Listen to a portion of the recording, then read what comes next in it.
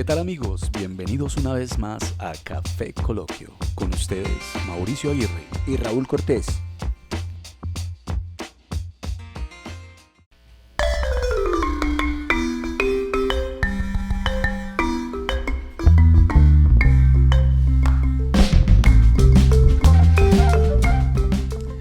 Un misterio es aquello que no se puede explicar, comprender o descubrir. Se trata de algo reservado, secreto o recóndito. Las personas tienen tendencia a interesarse en los misterios como algo inaccesible, ya que, en caso de ser revelado, perdería su atractivo. El aura de incógnita y hermetismo que acompaña desde su origen a la palabra misterio se explica por su vinculación a ceremonias religiosas secretas que tenían lugar en la antigua Grecia, donde misterión designaba no solo esos rituales, sino también todo lo que era secreto. ¿Qué tal, Raúl? ¿Cómo has estado? ¿Qué tal, Mauricio? ¿Bien o no? Muy bien. Esperando con ansias este episodio, ya que me llama mucho la atención. Pero, ¿qué te parece si nos servimos un cafecito? Sirvámonos el café. Bueno, Raúl, súper interesante como siempre el tema. Sé que recurro mucho a utilizar la palabra súper interesante. Bueno, ahí la vamos mejorando. Pero realmente me parece muy atractivo y me llama mucho la atención lo que vamos a hablar el día de hoy. Que en este caso sería... lo misterio, lo oculto, todo lo que tiene que ver con el misterioso mundo de los curanderos, rezos y ensalmos. Y nuestra región sí que está bien abundadita de este tipo de cosas. La región, hablando de toda Latinoamérica. De toda Latinoamérica. Pero bueno, vamos entonces a nuestra sección del ¿Sabías qué? ¿Qué tenemos para hoy entonces? Hombre, Mauro y oyentes, tenemos un término muy interesante y es de dónde viene la palabra trabajo. Entonces, mira, cuando tú vas al inglés, la palabra work procede del término protogermánico huerca, que quiere decir o que significa esfuerzo físico. Pero si vamos al italiano, viene de la palabra laboru, viene del término latino labor, que significa cansancio. Hasta aquí todo normal, pero ¿qué pasa cuando vamos al término de trabajo en latín? Bien interesante también lo del latín y algo misterioso y también sorprendente. ¿Cómo te parece que en el término latín esto viene de la palabra trepalier? Esto era un instrumento de tortura, Raúl. ¿Cómo te parece que era un instrumento conformado por 13 palos, por decirlo de alguna manera, donde sujetaban a la persona que estaba siendo condenada? Y allí lo que hacían era que lo sometían como a asarlo al carbón, se podría decir.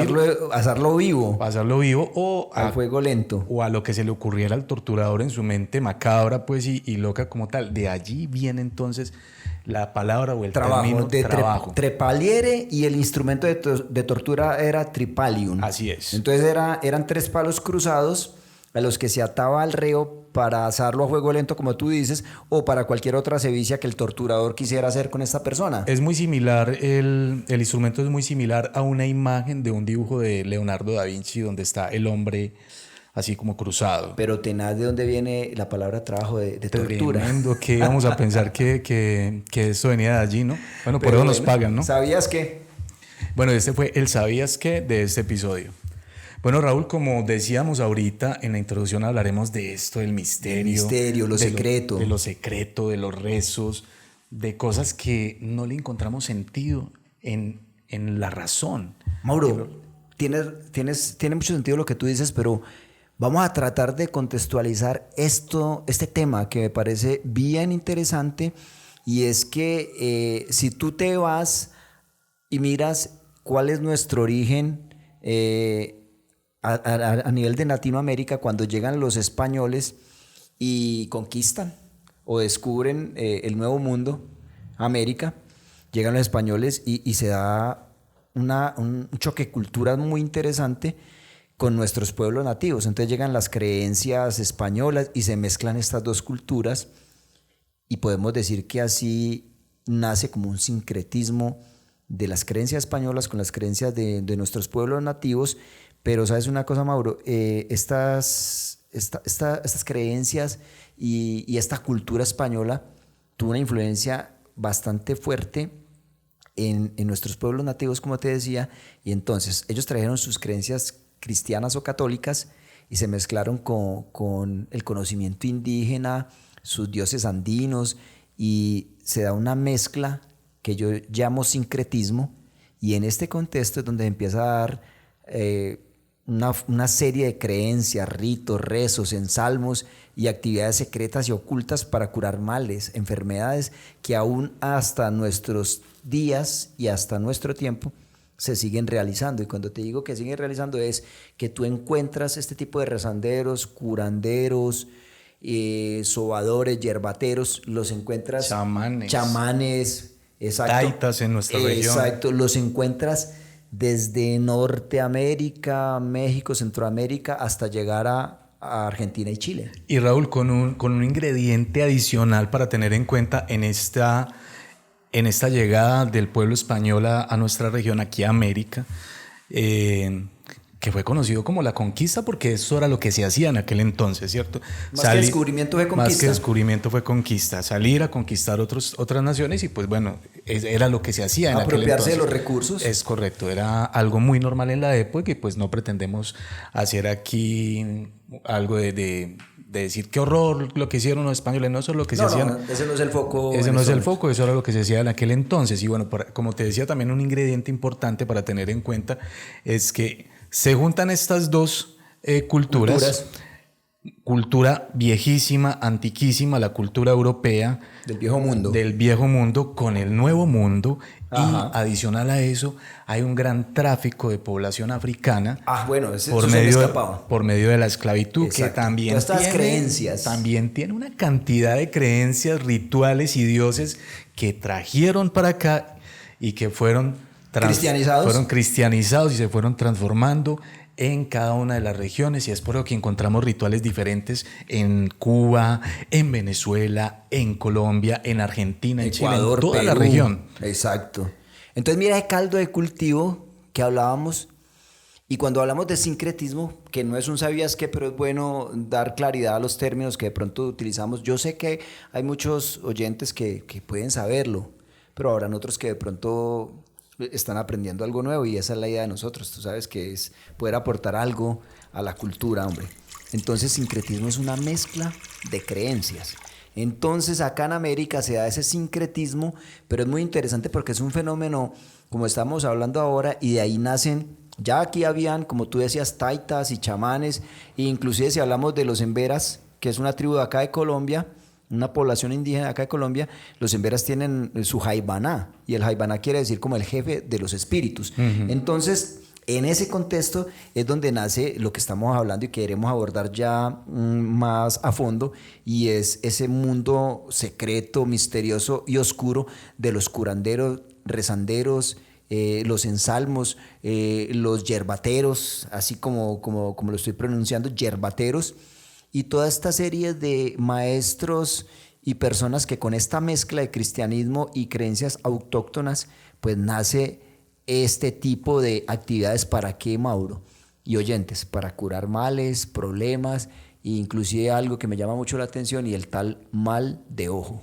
Bien tremendo, porque ese mal de ojo lo he visto en varios países de la región, sí, donde se habla del famoso mal de ojo.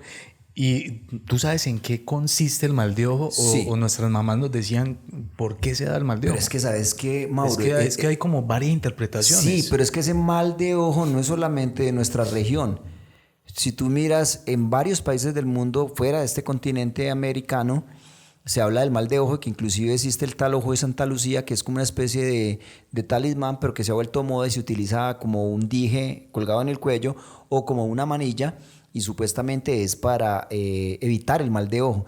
Resulta que el mal de ojo, en palabras, digámoslo, sencillas, es aquellas personas que tienen un poder en la mirada que puede influir, sea en un niño pequeño, un bebé, o en una persona adulta. O en la mujer embarazada. Exacto, o inclusive ese ojo puede tener esa energía tan negativa, ese mal de ojo, que puede dañar, por ejemplo, una comida. Que hacen una comida y a las horas está vinagre, como decimos acá, o dañada o pasada.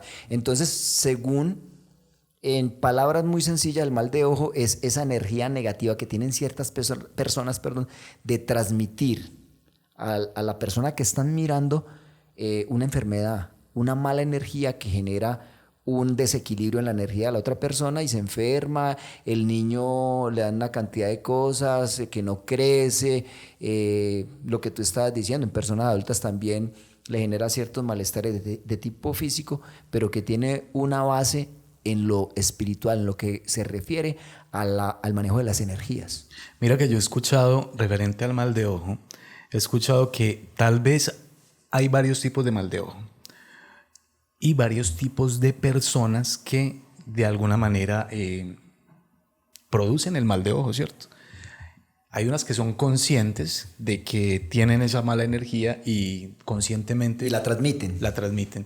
Pero al parecer hay personas que no son conscientes de que tienen este poder que puede llegar a hacer daño y sobre todo a los infantes, a los más chiquitos. Exacto. Incluso por eso vemos que algunas mamás muy tradicionales se cuidan de no mostrar al hijo a todo el mundo solamente hasta que tienen la famosa contra que utilizan. Exacto. Se la compran ¿A los indígenas? A los indígenas, que es básicamente una manilla. Una manillita como con un colmillito rojo o algo así, no sé, Creo o era que una manito. El colmillito es negro Sí. y las pepitas son rojas y negras. Exacto, sí, sí, sí. Pero esto va precedido también de un rezo. No solamente es la manillita, sino que ellos tienen un secreto. Y creo que escupían y todo en la un manilla. secreto, un rezo. Y bueno, esa manilla no sé si va en la mano en la muñeca derecha o en la muñeca Bueno, izquierda. no sé, yo tampoco sé No bien, lo recuerdo, pero sí. Pero sí es un contra. Sí es una contra. Que por cierto, Raúl está, me atrevo a decir que está muy en desuso ya, porque en otros tiempos yo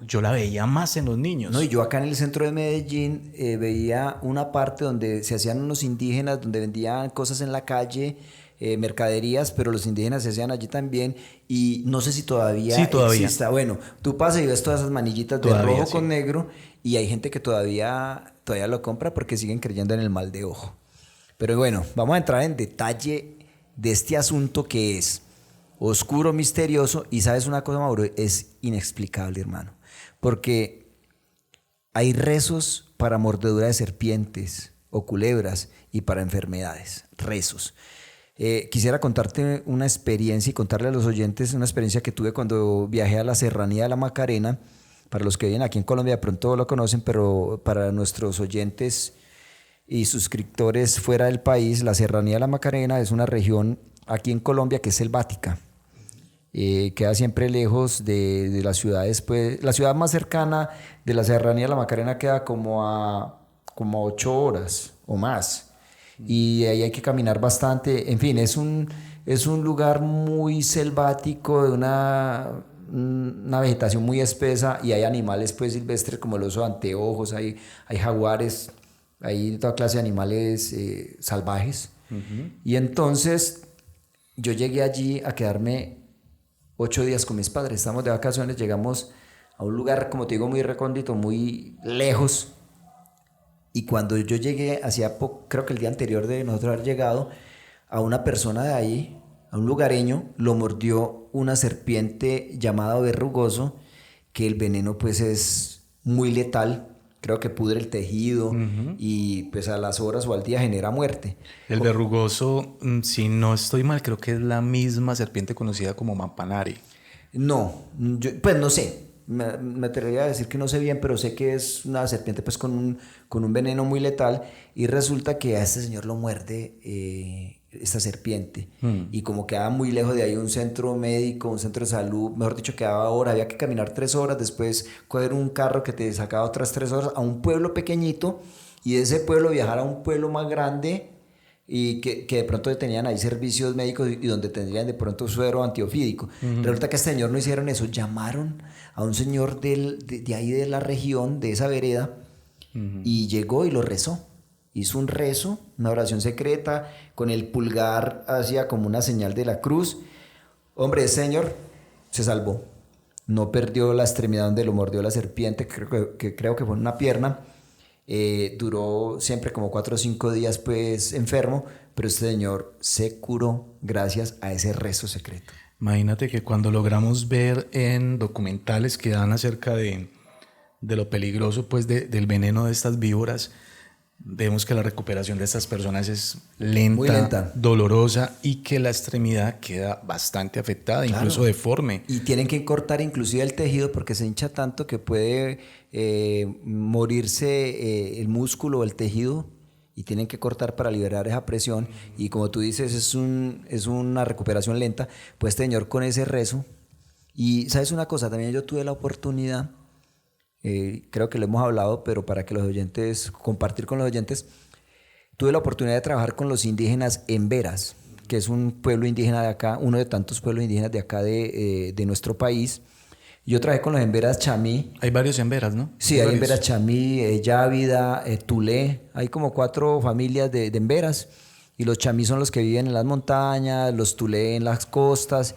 Pero es como subfamilias de la misma tribu o indígenas Embera. Entonces resulta que cuando trabajé con ellos, haciendo unos talleres, me decían, yo tenía un traductor porque ellos hablan en un idioma Embera que es bastante difícil de entender. Ellos contaban que cuando los mordía una serpiente, ellos preferían que el yerbatero, el curandero o el jaibana lo atendiera que llevarlo a un centro de salud, porque ¿sabes qué me decían? Que cuando iban a los centros de salud, los llevaban, o moría la persona o llegaba ya sin el pie o la mano donde lo mordió la serpiente y perdía su miembro, ¿no es cierto? Cuando lo rezaban allá, cuando le hacían ellos, el chamán, sus rezos tradicionales, pues la persona se salvaba. Algo muy curioso.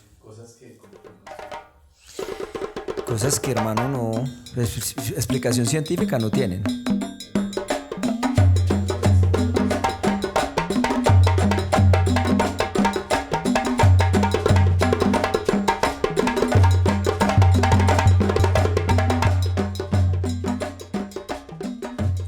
Tremendo lo de esto de los rezos y cómo hay tantos testimonios acerca de personas que se han salvado teniendo o depositando la confianza en estas personas que son los rezanderos o yerbateros.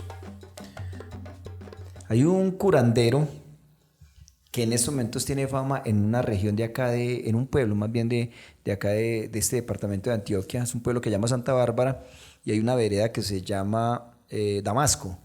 En este lugar vive un señor que se llama Gilberto, lo voy a llamar así, es verdaderamente pues su nombre, pero se llama Gilberto. Y hombre, ¿cómo te parece que tuve la oportunidad de hablar con una señora que estuvo donde este curandero Gilberto tenía un dolor en el hombro? La iban a operar porque tenía una fisura en el hombro. ¿Cómo te parece que va donde este señor Gilberto? Ella me cuenta que él le hace unos rezos en el hombro, le hace con el pulgar como unas señales y le dice que le deje una foto y que vuelva al mes. Ella le dejó la foto, siguió con su dolor, con su problema. Al mes volvió. Este señor, cuando le puso la mano y empezó a rezar en el hombro, le dice a la señora que se ponga la otra mano, la mano de ella, en la vagina.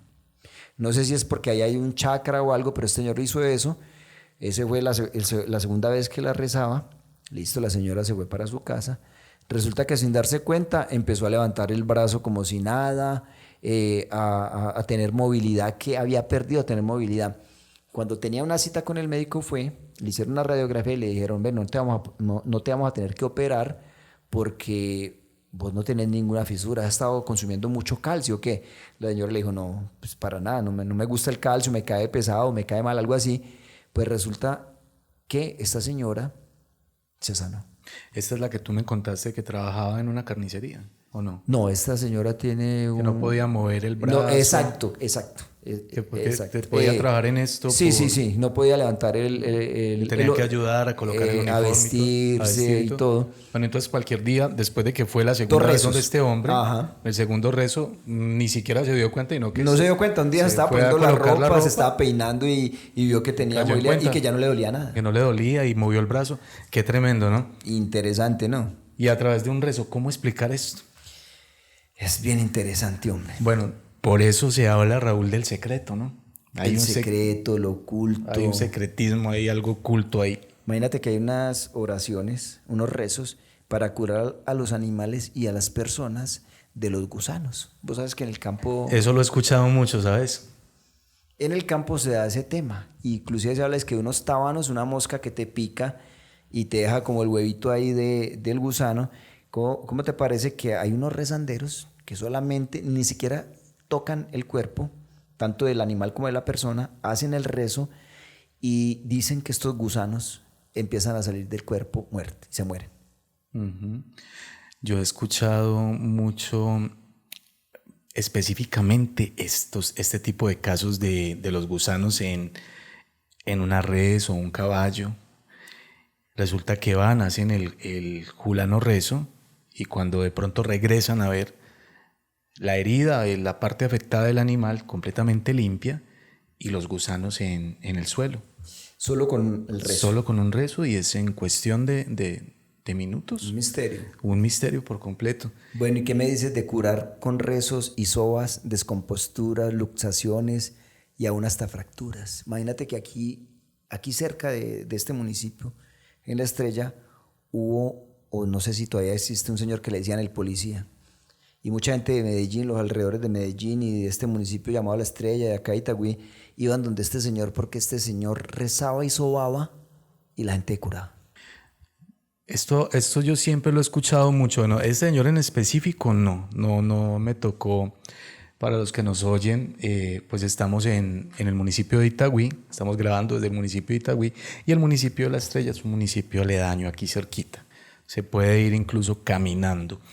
Y pues sí, específicamente al parecer este hombre tenía mucha fama, se hacía llamar como el policía de La Estrella.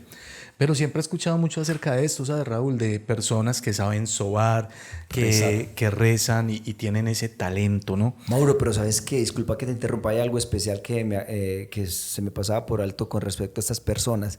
Estas personas no cobran nada, sino lo que le quieran dar. Dicen que no pueden cobrar porque dentro de ese secreto que fue transmitido, ellos no pueden cobrar por esa sanidad o por esa curación que hacen, sino que es lo que la persona les quiera dar. Son cosas como misteriosas. Por un lado, pues, pero ¿qué me dices de las otras prácticas manejadas a través del secreto que son bien, pero bien raras? Y me tocó a mí también en la Serranía de la Macarena. Mira que había una casa donde había muchas cucarachas y te estoy hablando de la Serranía de la Macarena, que es una parte selvática, y en los lugares que son selváticos, ¿tú sabes cómo son las cucarachas? Son enormes, para una patineta, son grandes, hermano. Imagínate que, ¿sabes qué hizo una persona? Y me contó. Bueno, pero una patineta en la forma, no del tamaño de una patineta. No, son enormes, son grandes. Entonces imagínate que me contó cómo erradicaron las cucarachas de esa vivienda. Pues me dice esta persona que cogió 3 cucarachas vivas, las metió en una bolsa, salió de la casa, como estamos hablando, que es en el campo, en la selva. Cuando llegó a la quebrada, que estaba retirada de ahí, ponle por ahí 1 kilómetro, cuando llega a la quebrada, él le da la espalda a la corriente, a la quebrada, se para dándole la espalda a la quebrada y la bolsa la arroja hacia atrás con las 3 cucarachas, cae en el cauce del río. El río se lleva pues la bolsa con las cucarachas. Y a los días, creo que al otro día, a los 2 días, ya no habían cucarachas en la casa. ¿Cómo explica uno eso? ¿Y había algún rezo detrás de esto o no? Creo que sí. Pero probablemente. ¿cómo explicas tú eso? No, pues algo completamente inexplicable. Lo que sí quisiera saber es cuál sería el rezo para ver si lo hago. Sí, sería como bueno. Bien tremendo todo este asunto de los yerbateros. Mira que hay una canción muy famosa de Juanes, El Yerbatero. Tuvo mucho éxito esta canción de este señor y esto da fe de que nuestra región es una región muy rica en este tipo de actividades. Y hay una cantidad de personajes que ejercen ese tipo de sanaciones, de curaciones, de rezos, de ensalmos. ¿Tú sabes qué es ensalmo? Me lo comentabas ahorita. Sí, pero es un conjunto de prácticas o oraciones que se utilizan para curar una enfermedad o algún mal. Esto no se da únicamente aquí en Colombia y en las naciones aquí que limita con nosotros. Escuchamos que esto ocurre en Argentina, en Perú, en Chile, en Ecuador, en el mismo Estados Unidos, en México, Centroamérica, Guatemala, Honduras. Y han habido, Raúl, también muchos personajes que que han sido muy relevantes. Yo recuerdo, por ejemplo, el caso de Pachita. En México. En México, esta señora se dice que hacía cirugías, que hacía trasplantes y cirugías con un cuchillo de cocina. Bueno, y si vas a Venezuela, hablas también de José Gregorio Hernández, que también era un médico que hacía unas cirugías con las manos. Un personaje muy famoso. Sin instrumentos, pues me refiero. Un personaje muy famoso, pero lo de José Gregorio Hernández, contextualicémoslo porque no es tan así que él hiciera cirugías con las manos, Raúl. ¿No? José Gregorio Hernández fue un cirujano, un médico venezolano que realmente existió. Ese señor ejerció la profesión de una manera, valga la redundancia, muy profesional en un hospital en Caracas. Y fue un hombre que era muy dado a ayudar a los pobres, que tenía mucho éxito en sus intervenciones pues, como médico. Y este hombre pasa a ser motivo de fe. Tanto así que en la santería y en las creencias de las personas y la santería venezolana, este señor es muy tenido en cuenta. Hay gente que es muy devota a este señor, que se encomienda a José Gregorio Hernández, y dicen algunas personas que han sentido cómo el espíritu de José Gregorio Hernández va y interviene en las cirugías. Bueno, sí, eso sí es lo que se da raro, y es que según estas creencias, el espíritu de este señor es el que hace la cirugía o cura ciertas enfermedades. Creo que por 7 días tienen que poner un vaso con agua, una vela y unas oraciones, pero es bastante raro este asunto. Pero hombre, hablando de temas bien extraños, es que, ¿cómo te parece que una señora que tenía un negocio que conozco, tenía un problema en su negocio? Y alguien que no sabía le dijo, venga, dígame usted qué le gustaría mejorar de este negocio porque usted está como algo aburrida. Y ella le dice, no, me gustaría que no se acercaran tanto los perros porque era un parque y orinaban y hacían pues sus necesidades ahí cerca a su negocio, y eso la tenía un poco aburrida. Este tipo coge una servilleta, hace una gráfica como una X con unos círculos entre cada espacio de la X, un gráfico ahí hasta sencillo, garabatudo, y le dice, guarde este símbolo o este signo que le hice, guárdelo, no lo saque nunca de acá. Pues dice esta señora y me mostró ese dibujo, lo dejó ahí, y ¿cómo te parece que no volvieron los perros a orinar ni a hacer las necesidades ahí? ¿Cómo explica uno eso? A partir de ese día que él le hizo ese símbolo, ese dibujo, y que ella lo guardó ahí. Tremendo, cosas completamente inexplicables que realmente no encontramos forma de razonar con esto, ¿no? ¿Y qué me dices, por ejemplo, de cerrar el cuerpo? Bien tremendo, y esto está muy relacionado con lo que hablamos inicialmente, y es el mal de ojo. Sabes que yo tengo una experiencia con eso, Raúl, y esto me lo contó mi madre. Yo, para los que no saben o no nos conocen, pues yo soy mellizo, tengo una hermana melliza. Me dice mi madre que cuando éramos niños nos dio mal de ojo, que luchó mucho con nosotros, nos llevó a hospitales distintos donde no podía andar con la cura, con pues, el diagnóstico, y con la cura, como tal. Y bueno, ajá, los síntomas en realidad eran alta fiebre, y una diarrea constante. Y no paraban con ninguna medicina. No paraba con ninguna medicina. Le dice a mi mamá a alguien que lo lleve donde... ¿Esto fue en Cali? Esto fue en Cali, sí, en Cali, Colombia. Le dice alguien a mi madre que nos lleve a donde una señora que era muy famosa en Cali. Una curandera. Una curandera o bruja también le llamaban a esta señora. Claro. Pero resulta que mi madre cuenta que entró con nosotros completamente mal, muy decaídos, como te digo, con estos síntomas muy fuertes, y que a la media hora salimos completamente aliviados, riéndonos, felices y contentos. Por un rezo que ella les hizo. Por un rezo que esta mujer hizo. Oiga, pero lo sorprendente... Muy tenaz eso. Lo sorprendente, Raúl y oyentes, es que esta mujer le dijo a mi madre que ella nos había cerrado el cuerpo. Digo, estos niños quedaron con el cuerpo cerrado. Quiere decir que va a ser muy complicado en el momento de su muerte que mueran rápido. O sea, al parecer, tristemente para nosotros, como que vamos a penar mucho. Entonces, que una de las o de las cosas que pueden hacer para que finalmente logremos liberarnos de esto es que nos deben limar las uñas. Bueno, pues la verdad yo soy no muy creyente a estas cosas, de pronto llego a ser algo escéptico, pero tampoco cierro la posibilidad de darle crédito a este tipo de cosas. Al misterio, a lo raro. Al misterio, a lo raro. A lo oculto, a lo secreto. Y mira que cuando hablas de estos cuerpos que han sido cerrados, hay ejemplos tremendos, sobre todo me hablabas ahorita pues Mauro. De alguien que perteneció a un grupo armado, ¿no? Claro, Mauro, imagínate que una persona cercana prestó servicio militar acá en Antioquia y me cuenta la siguiente anécdota. Tuvieron un enfrentamiento con la guerrilla, los redujeron pues a los guerrilleros, quedaba un solo guerrillero atrincherado, empezaron a dispararle pues todo un pelotón, varios soldados.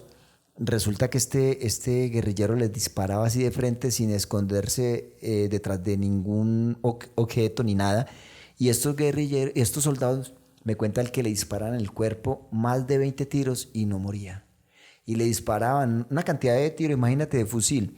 Y este tipo no moría, dejó de dispararles porque le acabaron las municiones. Cuando ellos llegan y lo cogen, un sargento que conocía que en esa región de Antioquia hay brujería, hay rezos, hay este tipo de secretos y ocultismo, pues él dijo, búsquenle en los bolsillos alguna imagen, alguna medalla, algo. No le encontraron nada. Entonces llegó a la conclusión que posiblemente la tenía en el cuerpo, porque sabes que hacen una herida, meten la medalla o el amuleto, el talismán, incluso y lo cierran. También de un pedazo de un hueso de algún cadáver. Eso, algo como eso. Y este tipo no moría. Entonces, ¿sabes qué hicieron? Clavaron una estaca al piso, sentaron al tipo que quedara como recostado en la estaca y se ahogó con la sangre, porque tenía tantas heridas y estaba inclusive como botando sangre por la boca. Entonces, al como recostarlo, quedó de tal forma que la sangre se le volvía y fue la única forma de morir, y creo que se demoró horas para morir ahogado en su propia sangre. Tremendo, pues historias de verdad que muy tremendas. No, y así como hablamos, la guerrilla paramilitares acá en Colombia han tenido ese tipo de cosas y lo han hecho. Mira, Raúl, sus brujas, para sus rezos, para sus cosas, para que no los encuentren, cerrar el cuerpo, para que las balas no le entren. Es que la historia, específicamente la historia del conflicto en Colombia, nos muestra que aquí han habido guerras espirituales, guerras entre el brujo que más sepa acerca de este secretismo y que el que lo contrate pues, y el que más poder tenga. Entonces vemos que son guerras que no solamente son guerras de balas, sino también guerras acerca de conjuros, de cuál brujo tiene más poder, como lo acabas de decir, y esto lo hemos visto en los enfrentamientos entre nuestras fuerzas militares, los grupos armados al margen de la ley y todos estos grupos de narcotraficantes.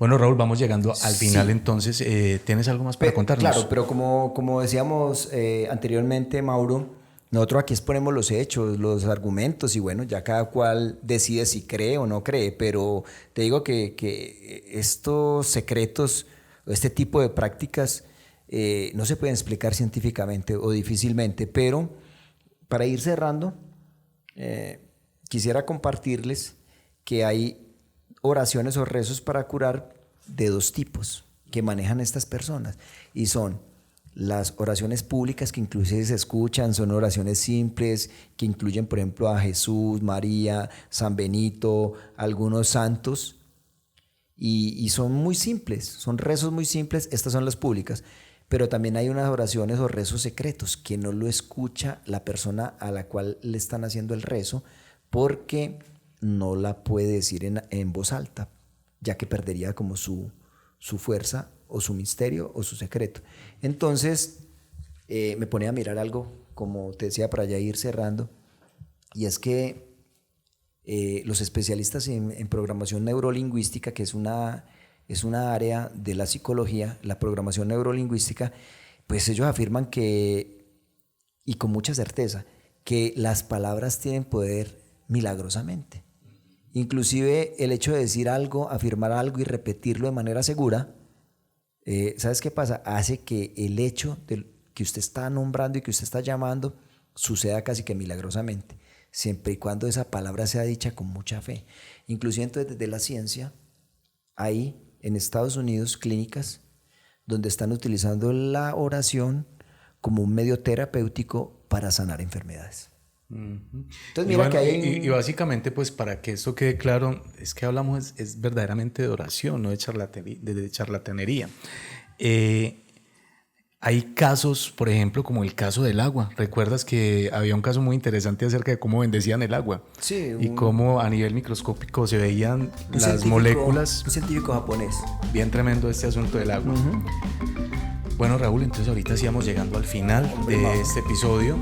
Quisiera recordarle a los oyentes, no olviden darle me gusta. Para Necesitamos nosotros eso. Es fundamental. Increíblemente importante que hagan esto, que por favor le den dedito arriba. Es gratis, no les cuesta nada. Estamos en promoción. Trabajamos durante una semana entera para tener un tema especial para que ustedes escuchen. Les agradecemos eterna y enormemente. Muy agradecidos. Que por favor le den dedito arriba y que no olviden compartirnos y comentarnos. Bueno, Raúl, nos escuchamos entonces en un próximo episodio. Bueno, Mauro, no hay que olvidar ni dejar, o más bien dejar espacio para lo misterioso. Ahí está lo misterioso. Hasta pronto, Mauro. Hasta pronto.